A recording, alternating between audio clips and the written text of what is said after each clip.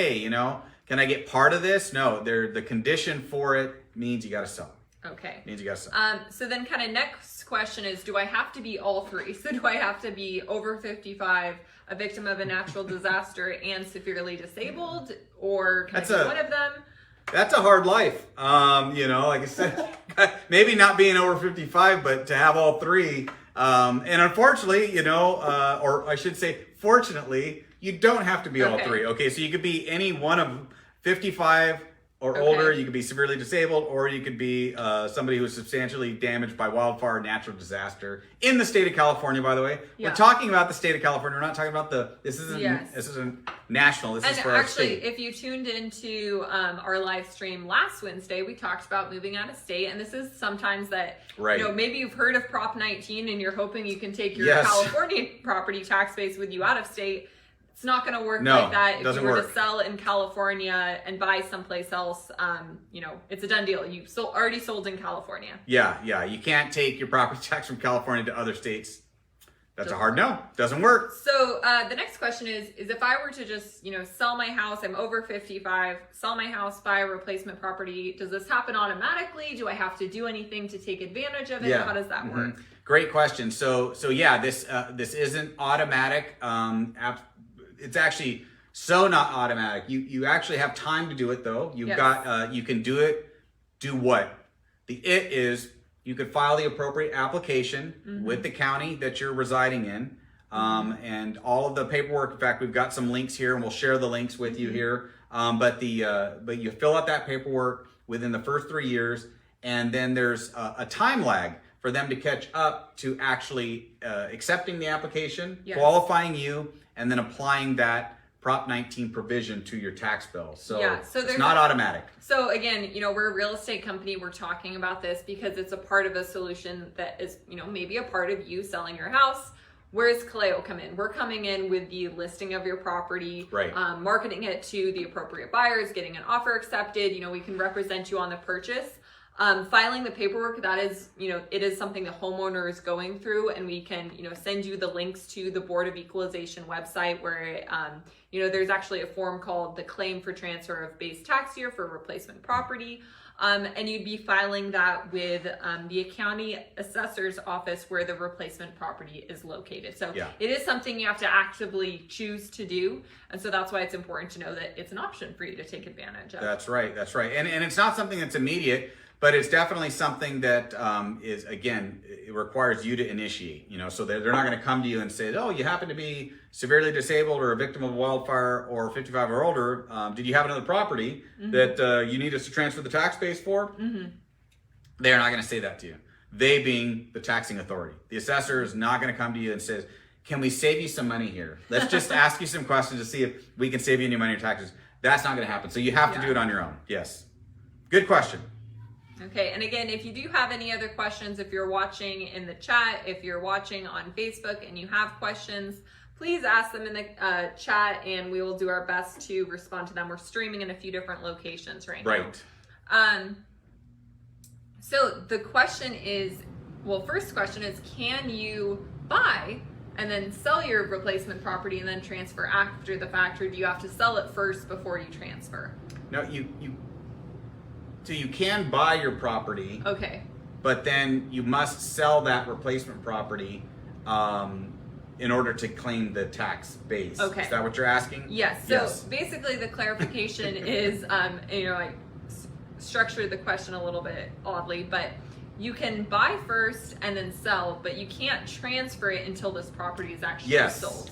So I could say, logistically, it makes more sense for me to buy something and then transfer it after the fact, but you don't get to take advantage of that lower tax base until you actually sell your original primary residence.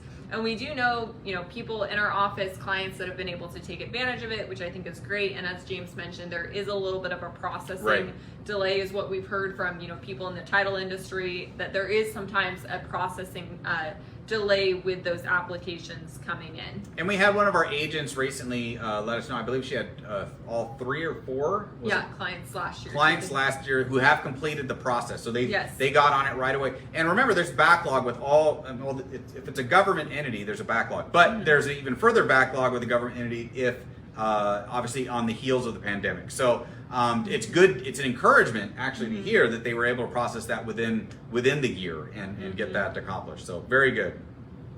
So so we answered that. So here, kind of the next question is, I'm married, and one of, let's say I'm over 55. This is just fictional. Chessa's husband is not 55 or older. Yes. But she does have a husband, and again, he's not 55 or older. And so in this scenario, let's pretend I'm the one who's 55 and my husband is 45. Well, do both of us have to be over 55 to take advantage of this? Or can one of us, is it enough for just one of us to be over 55? It's enough for one of you to be over 55 to take advantage of it. So I think our technical answer here, as long as the spouse who is at least age 55 is on title to both the original property and the on its date of sale and the primary replacement residence on its date of purchase, then the spouse who is at least 55 will qualify to transfer the base year value, assuming all other requirements have been met. It does not matter if the other spouse is not 55. Again, in this fictitious scenario, Chessa and her 55-year-old fictitious husband doesn't exist. The one that exists isn't 55, so again, we'll beat that joke to death. In any case, they would be able to transfer their property tax to their next property. But I think it's kind of like if you think of it as a unit. You couldn't have, a married couple, one's over 55, and if you sold and the person who was under 55 was the one who was on title for the next property, that wouldn't make sense. Correct. Because it has to be kind of as a, a joint entity. And again, all of this stuff is informational purposes only. If you've read through the entire Board of Equalization website and you're like, hey, that's not what I've read, please reach out to us. I guarantee none of our audience has read through the Board of Equalization talking points.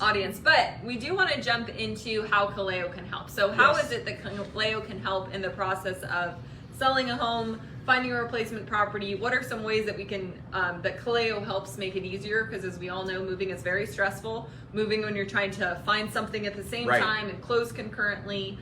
So what's that process look like? So, I mean, with us helping you market your property, I mean, we get excited about how we market our properties, not just because we use professional photography, not just because we use drone photos or drone video, not because we can do the Matterport, not just because it's going to be listed on the MLS or we can stick a sign in the yard, but also from some of the additional things that we're able to do. For instance, concierge service and light staging, where there's light landscaping that might need to be done and coordinated. There might need to be some staging brought in to kind of spruce up some of the rooms or to kind of define some space for you. There might be some trash haul away service, but all that can be encompassed in the concierge services aspect of our listing. But even furthermore, I think when we look to really yield the most activity from a house is when we're putting it on social media and targeting geographically the buyers that are going to be in the market for that particular home. So that in of itself is one of the check boxes that is checked off, and that's get it in front of as many eyeballs as possible that would be shopping for that home. So there's a method to how we go about marketing to accomplish that one goal. The next thing is really some of the intangibles, because the intangibles have to do with the negotiation. In order to be a negotiator, you have to understand what all the parties are trying to accomplish, and you have to try and meet those expectations. Well, obviously, if our primary responsibility to a seller, if we're representing them to list their home, is going to be to them and yielding them the highest and best offer. But the highest offer isn't always the best offer, Now, again, that might seem like, how is the highest offer not the best offer? Yeah, so if I offered $1 million on a property, but for some reason my agent never asked me to send over a proof of funds, I might be sending over an offer for $1 million, but maybe I have $1,001 million in my bank account. Well, that's not a very strong offer. There's not a lot of wiggle room. Right, I mean, the idea is that if we don't vet the buyers that are coming in, and we don't qualify the agents that know, do they actually know what they're sending over? Does the buyer actually check out? So that's one aspect of a good offer, a high offer that might not be a good offer. The other side of it, though, happens in the transaction. Now, your contract, when you're receiving an offer over from a client, it's 16 pages long. So 16 pages long means that there's a lot of language inside that contract that has to do with time frames, has to do with contingencies, has to do with what's included, with what's excluded, has to do with the rights of the buyer coming into the property. When it's your property, having a lot to do with if they are allowed to do things, if when they're inspecting the property, how much time do you have to let them have to be in the property, but how much time do you have to let them be on the contract before you say, hey, time to move forward, or what? Maybe I don't want to be in contract with you. So there's a lot of language in the contract that you need to have command over, and that you ought to have the command over so that you can negotiate responsibly on the behalf of the seller. So the negotiations is a big part of I believe, the value coming from a Kaleo agent. And I think it might be, if you probably know like 15 real estate agents, you're like, well, don't all agents do the same thing? And that's really not true. Right. It's kind of like all airlines aren't the same thing. Flying Frontier is very different than, flying United or Delta or Southwest. And so when it comes to an agent, I think the things that are really important is you have to like your agent, because you're going to be talking to them a lot during the transaction. Important. Especially if you're selling and you're buying something, you're going to be talking to them about selling that house that you probably have a lot of emotional attachment to, about finding a new house, kind of talking through what type of offers are you writing. You have to like your agent. You have to trust them. You have to know that they're actually advocating for you, that they're responding to you honestly, that they have your best interest in mind. And you have to trust that they're competent and actually know what they're doing. And I think that's part where, when it comes to negotiations, especially if you're, let's say, using something like Prop 19, maybe you're trying to sell and buy concurrently. You actually want them to be closing escrow maybe on the same day, trying to time them as close as possible. And that contingent sale is something that you need an agent that's qualified to do that. And we've done a lot of contingent sales through our office, making sure that the sale of your home is contingent on you finding a replacement property, making sure you're not homeless, where you're like, oh, my house is sold and I don't have anywhere to move. And so that timeline management is a very important part that we can offer to you as you're using something like Prop 19. Absolutely. I mean, I think a lot of the reluctance and hesitation for sellers coming into the market that needs to be well understood and addressed by their agent, the person that they're hiring to kind of lead them on this journey from one home to the next home, is like, well, what about if the next home isn't available? I don't even see it. And what if it is available? How do I take action on it if I'm not prepared to make the purchase? In other words, I do still need to sell my home.